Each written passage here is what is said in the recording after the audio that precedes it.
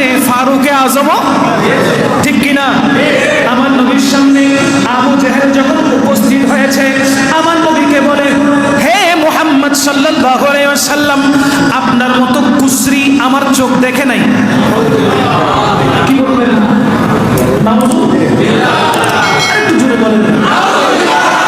আমার নবীকে বলতে লাগলেন, আবু জেহেল বলতে লাগলো, আপনার মতো কুসরি, আপনার মতো বিশ্রী আমার এই চোখ আর কাউকে দেখে নাই। আমরা বলছি নাউজুবিল্লাহ, কিন্তু আমার নবী বলেছেন তুমি হক বলেছো। আমার নবী কি বলেছেন?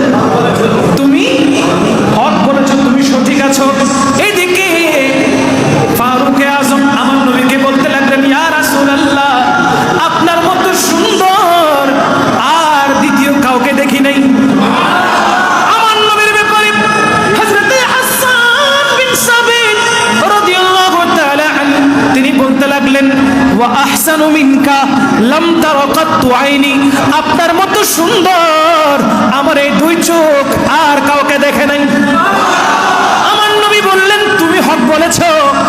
দেখেন আমার নবী কি বলেছেন? তুমি হক বলেছো।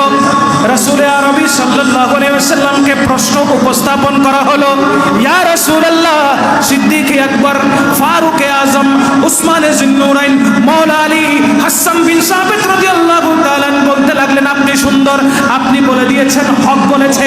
এদিকে আবু জেহেল বলেছে আপনি অসুন্দর, তখন আপনি বলেছেন হক। ওগো রাসূল, আপনি জানিয়ে দিন আসলে কোনটা হক। ইয়া রাসূলুল্লাহ, আপনি জানিয়ে দিন আসলে কোনটা হক।